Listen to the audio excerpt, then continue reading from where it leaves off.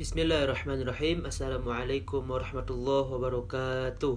Sama-sama kita bersyukur kepada Allah Subhanahu wa taala dengan mengucapkan alhamdulillahirabbil alamin dan bersolawat kepada Nabi Muhammad sallallahu alaihi wasallam dengan mengucapkan Allahumma shalli ala sayyidina Muhammad wa ala ali sayyidina Muhammad.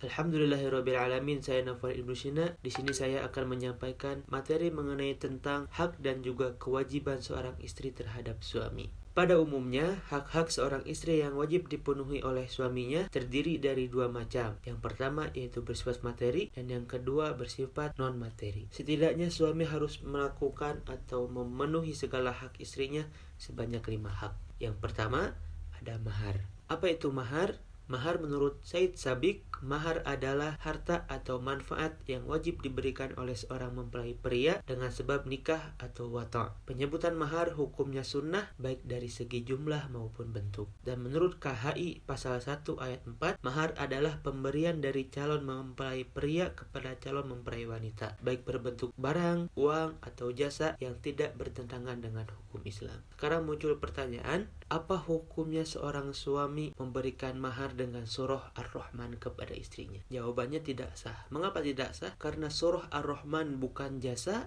bukan harta. Bagaimana apabila ingin dijadikan sebuah mahar, maka diubah kalimatnya menjadi saya terima nikah dan kawinnya Fulanah binti Fulan dengan mahar mengajarkan surah Ar-Rahman dengan baik dan benar. Nah, ada kalimat mengajarkan di situ sudah termasuk terdalam bentuk jasa kepada seorang istri. Maka diperbolehkan mahar dengan mengajarkan surah Ar-Rahman dengan baik dan benar. Lalu apa dalilnya diwajibkan untuk seorang mempelai pria untuk memberikan mahar kepada mempelai wanita? Allah Subhanahu wa taala berfirman dalam Quran surah An-Nisa ayat 4. A'udzubillahi minasyaitonirrajim. Wa atun nisaa sadaqatihinna nihlah فَإِن طِبْنَ لَكُمْ عَنْ شَيْءٍ مِّنْهُ نَفْسًا فَكُلُوهُ هَنِيئًا مَرِيئًا.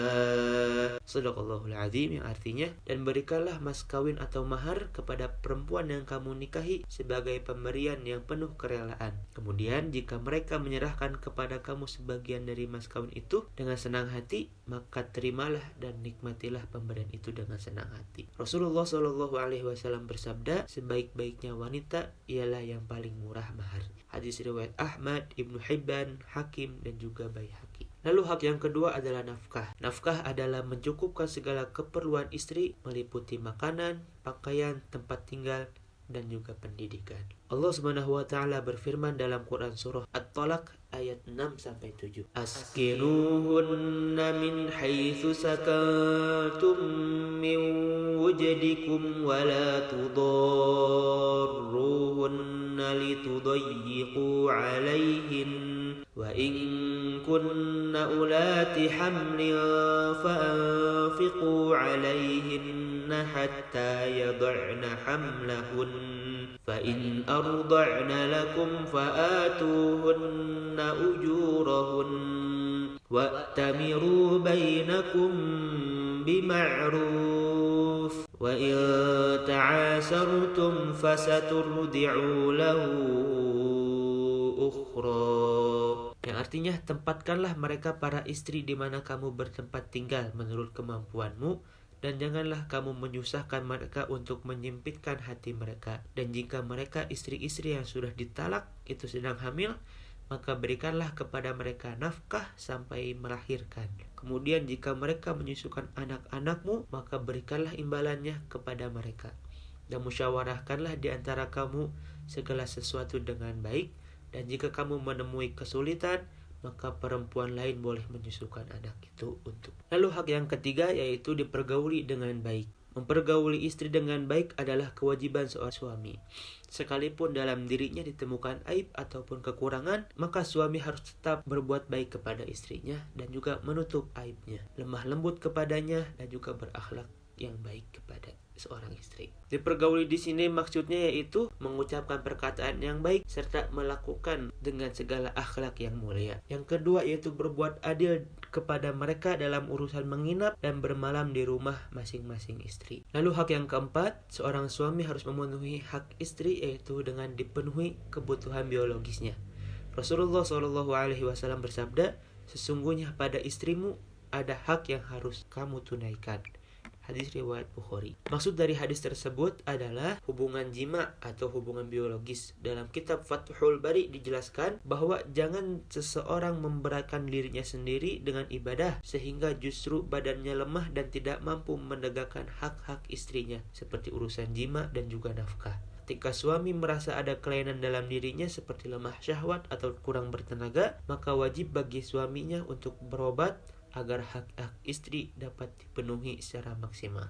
Lalu yang kelima, yang terakhir, diperlakukan secara adil kepada para istrinya. Jika seorang suami telah punyai hubungan poligami, maka wajib bagi seorang suami untuk adil kepada para istrinya. Adil dalam hal ini adalah memberikan hak-hak yang sama kepada mereka. Kecenderungan cinta yang ada dalam hati tidak boleh ditampakkan dalam masalah pemberian nafkah. Rasulullah SAW bersabda, barang siapa yang memiliki dua istri, di mana ia cenderung kepada salah satunya atau dia berbuat adil kepada istrinya, maka pada hari kiamat istri tersebut akan menyeret suaminya. Hadis riwayat Ahmad. Dapat disimpulkan dari penjelasan di atas, apabila seorang suami tidak memenuhi hak-hak dan juga kewajibannya kepada istri, maka seorang suami akan dituntut di hadapan Allah Subhanahu wa Ta'ala. Dapat kita simpulkan 5 hak istri yang harus dipenuhi oleh suami. Yang pertama ada mahar, yang kedua nafkah, yang ketiga berbuat baik, yang keempat dipenuhi kebutuhan biologisnya, dan yang kelima diperlakukan secara adil. Selanjutnya kita masuk ke materi kewajiban istri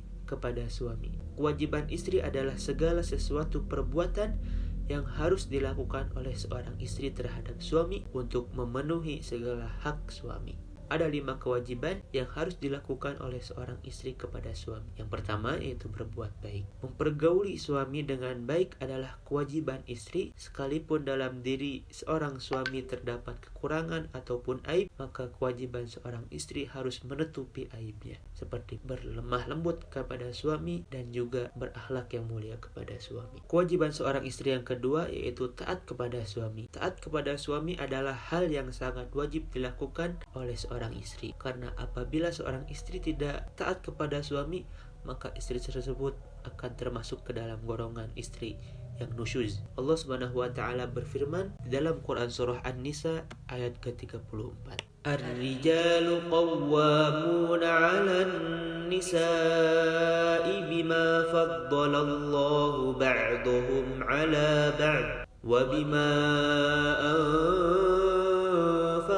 من أموالهم فالصالحات قانتات حافظات للغيب بما حفظ الله واللاتين تخافون نشوزهن فعظوهن واهجروهن في المضاجع واضربوهن فإن أطعنكم فلا تبغوا عليهن سبيلا إن الله كان عليا كبيرا. Yang artinya laki-laki atau suami itu adalah pelindung bagi para perempuan, karena Allah melebihkan kepada sebagian mereka laki-laki atas sebagian mereka perempuan, dan karena merekalah telah memberikan nafkah dari hartanya.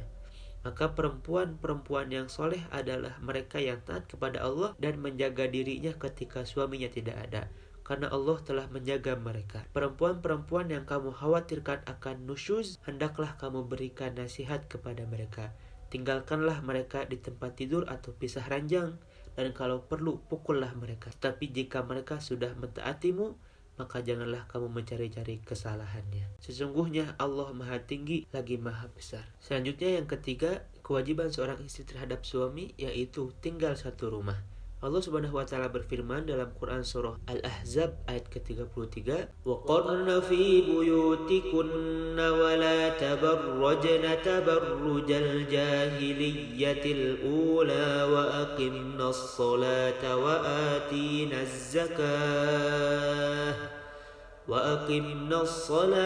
وَآتِينَا الزَّكَاةَ وَأَطِعْنَا اللَّهَ وَرَسُولَهُ إنما يريد الله ليذهب عنكم الرجس أهل البيت ويطهركم تطهيرا. Yang yang artinya, dan hendaklah kamu tetap di rumahmu dan janganlah kamu berhias dan bertingkah laku seperti orang-orang jahiliyah.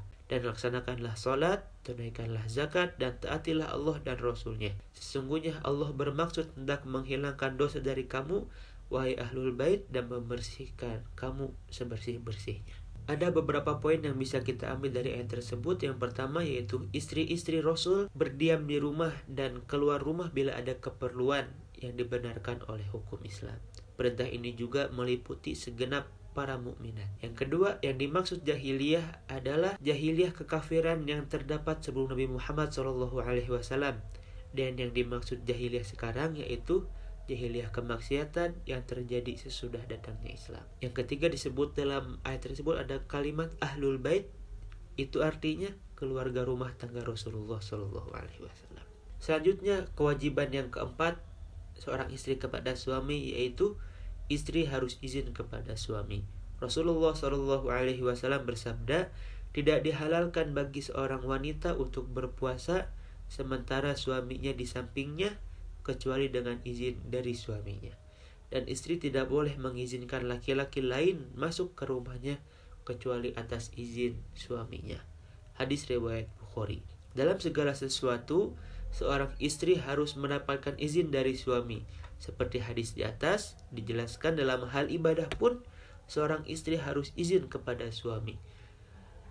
Apalagi untuk hal-hal yang di luar itu, seperti pergi berbelanja, bertemu dengan temannya, dan lain hal. Dan bagaimanapun seorang istri harus izin kepada suami. Apabila seorang istri tidak izin kepada suami, maka istri tersebut akan termasuk ke dalam golongan istri yang nusyuz atau istri yang durhaka kepada seorang suami. Yang terakhir, kewajiban yang terakhir yang kelima yaitu menjaga harta suami. Sebagaimana disebutkan bahwa di antara kewajiban suami adalah menafkahi keluarganya, maka secara logis syariat pun mengatur bahwa ketika suami harus keluar rumah mencari nafkah, sang istri harus wajib menjaga harta yang ada di rumah.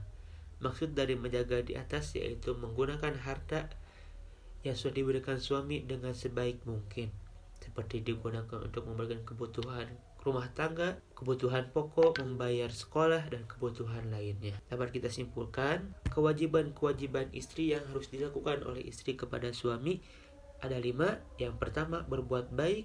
Yang kedua, taat kepada suami. Yang ketiga, tinggal satu rumah bersama suami. Yang keempat, izin kepada suami. Yang terakhir yang kelima yaitu menjaga harta suami. Alhamdulillahirrabbilalamin. Penyampaian materi mengenai tentang hak istri dan juga kewajiban istri terhadap suami telah selesai disampaikan. Mudah-mudahan ada manfaatnya. Mohon maaf apabila banyak kesalahan. Wassalamualaikum warahmatullahi wabarakatuh.